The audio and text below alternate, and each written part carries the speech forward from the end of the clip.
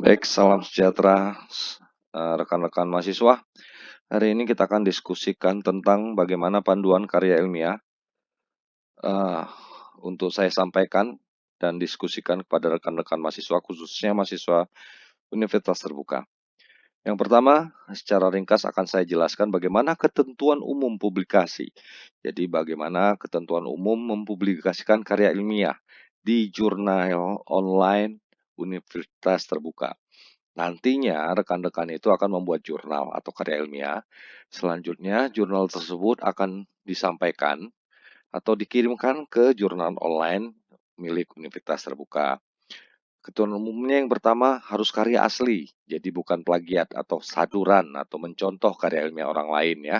Dan yang kedua, belum pernah diterbitkan di media manapun. Jadi karya ilmiah ini asli dan perdana atau tidak pernah diterbitkan di jurnal manapun atau media manapun.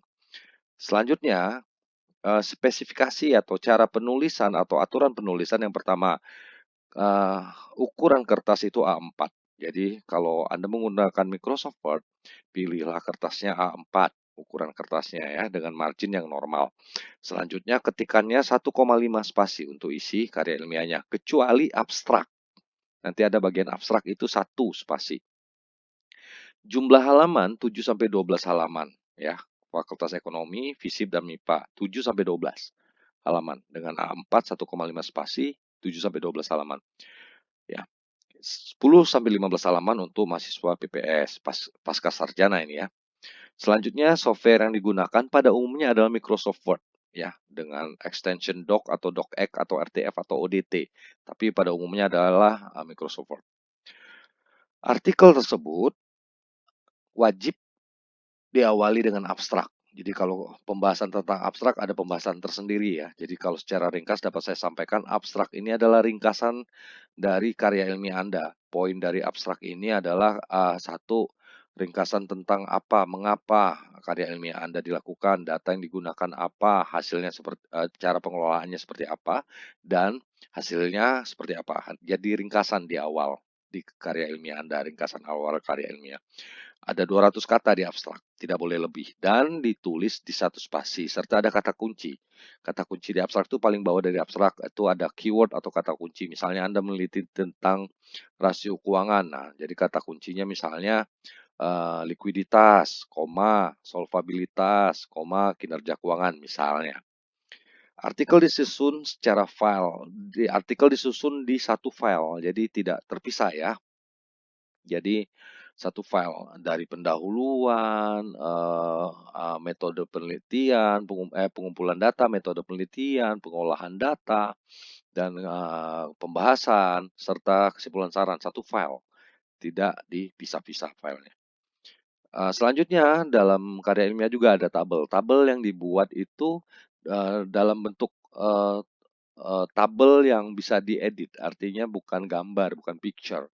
Gunakanlah tabel dari Microsoft Word asli kalau Anda misalkan menggunakan Microsoft Word atau tabel dari Excel, tapi Anda konversi atau rapikan dengan konversi ke Word. Ya, artikel hasil penelitian.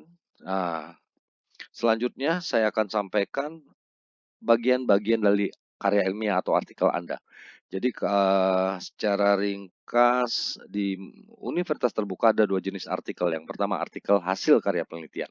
Apa ini artikel hasil karya penelitian? Apabila karya ilmiah Anda itu menggunakan data untuk Anda uji data tersebut. Jadi ada penelitian misalnya variabel X1, X2 terhadap Y. Anda kumpulkan data X1, Anda kumpulkan data X2, kemudian Anda uji statistik. Nah, penelitian model tersebut adalah metode penelitian menggunakan data ya. Nah, itu harus ada judul, nama penulis, abstrak, ini umum ya, ingat harus ada abstrak ya. Kata kunci, pendahuluan, metode yang digunakan dalam mengelola data, hasil dan pembahasan dari pengelolaan data Anda. Yang jenis yang kedua adalah apabila artikel Anda itu bersifat literatur review atau pembahasan. pengkajian dari salah satu teori yang mengumpulkan dari teori-teori atau jurnal-jurnal orang, buku-buku yang Anda teliti, yang memaparkan tentang ide juga atau gagasan. Nah, itu boleh juga. Nah, bedanya dengan yang pertama, kalau yang pertama itu ada metode penelitian, di sini tidak ada. Jadi Anda bisa menggunakan penelitian dengan metode hasil penelitian atau penggunaan data atau yang sifatnya literatur review atau kajian atau pendalaman terkait dengan ide atau gagasan. Selanjutnya, daftar pustaka wajib ya, karena karya ilmiah itu mencantumkan pendapat yang juga pernah diteliti orang lain, bukan pendapat Anda sendiri. Karena karya ilmiah itu harus mengacu pada teori atau jurnal atau penelitian yang sudah dilakukan orang lain. Salah satu sifat karya ilmiah adalah bersifat generally, berarti bersifat umum. Yang kedua, pernah diteliti dan bisa diteliti atau dibuktikan lebih lanjut. Setelah diteliti bisa dibuktikan orang lain. Jadi harus ada daftar pustaka. Metode penulisan daftar pustaka nanti saya sampaikan di bawah, tapi metode yang digunakan adalah American Psychological Association atau IPA style. Nanti contohnya ada di bawah ya. Poinnya IPA style itu nama belakang di depan, koma, singkatan nama depan dan tahun, terus judul, nama tempat penerbitan dan penerbitnya ya. Nanti lebih enak kita lihat contohnya. Ini tentang abstrak tadi ya. Abstrak itu ringkasan tentang penelitian Anda, poin-poinnya dulu ya. Tentang penelitian Anda dan ditulis di satu paragraf ya. Abstrak dapat mencakup apa di dalam abstrak itu. Di dalam abstrak yang Anda harus bikin itu ada tentang konteks atau isi penulisan Anda, ringkasnya apa, tujuan penelitian, temuan utama, kesimpulan penelitian Anda. Tapi secara ringkas dan 200 kata. Pendahuluan sama ya, nah, ini cerita tentang latar belakang penelitian Anda. Metode penelitian digunakan, nah, termasuk juga bagaimana Anda melakukan analisisnya dan alat statistik apa yang digunakan. Apabila Anda menggunakan metode penelitian pengujian data, mengumpulkan data. Pembahasan ini mengacu bagaimana hasil penelitian Anda. Dari uji statistik tadi, ada hasil penelitian ya, dan bagaimana hasil statistik tersebut bisa menjelaskan hipotesa atau dugaan sementara dalam penelitian Anda.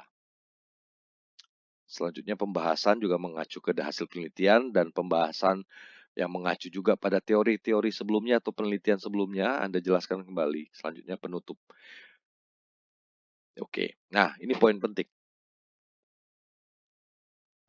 Beberapa draft atau contoh karya ilmiah, kesimpulan itu terlalu besar atau terlalu banyak yang Anda susun. Padahal kesimpulan itu harusnya mengacu ke apa yang Anda teliti dan temuan apa yang konkret. Jadi Anda meneliti apa, temuannya apa, itu yang harus Anda acu. Jangan menulis teori di luar penelitian Anda, akan terlalu luas. Ya, jadi jangan mengambil kesimpulan yang tidak pernah dibahas. Kalau Anda tidak pernah bahas tentang suatu hal, jangan dimasukkan kesimpulan biar kelihatan banyak. Salah ya. Jangan menyimpulkan sesuatu yang dari data yang kurang lengkap, dugaan sifatnya. Jangan. Jadi kesimpulan itu adalah menyimpulkan dari hasil penelitian Anda. Jangan yang bersifatnya bukan penelitian Anda atau sifatnya dugaan Anda. Tidak boleh.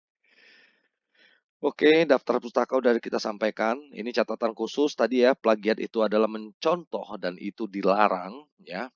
Apabila kedapatan plagiat mencontoh, maka karya ilmiah Anda otomatis dibatalkan ya, tidak akan dimuat ya. Dan akan menghambat kelulusan Anda. Hati-hati, jangan plagiat. Oke. Selanjutnya saya akan sampaikan, oke. Tapi kita boleh mengutip dari penelitian orang lain atau mensitasi, mencite. Nah, mensitasi ini kita sampaikan. Misalnya, nah ini cara menulisnya. Menurut Dick and Carey, ini penulisnya, dalam kurung 2009. Nah, disampaikan tulisannya apa. Ini kalau modelnya di depan. Penulis aslinya ada di depan. Menurut siapa? Menurut bla bla bla dalam kurung 2009. Ada yang lihat namanya tidak dikurung, tapi tahun yang dikurung kalau di depan. Kalau di belakang, bla bla bla dalam kurung Dick and Carey. Apa yang dikurung? Semuanya terkurung tuh ya. Oke. Nah, ini contoh daftar pustaka. Ini nama belakang, singkatan nama depan, dalam kurung tahunnya dan judul bukunya, serta penerbitnya. Eh, ini halaman atau edisi keberapa. Ini edisi dan halaman. Ya, kita lihat. Bahasa Indonesia, yang penulis Indonesia. Nama belakang Suprapto, nama depannya B, singkatannya tahun berapa. Ini penerbitnya siapa, dan tahun berapa. Oke, rekan-rekan mahasiswa, inilah panduan tentang penulisan karya ilmiah. Selamat belajar dan semoga panduan ini dapat membantu rekan-rekan. Dan panduan ini silakan Anda download di link deskripsi yang saya tuliskan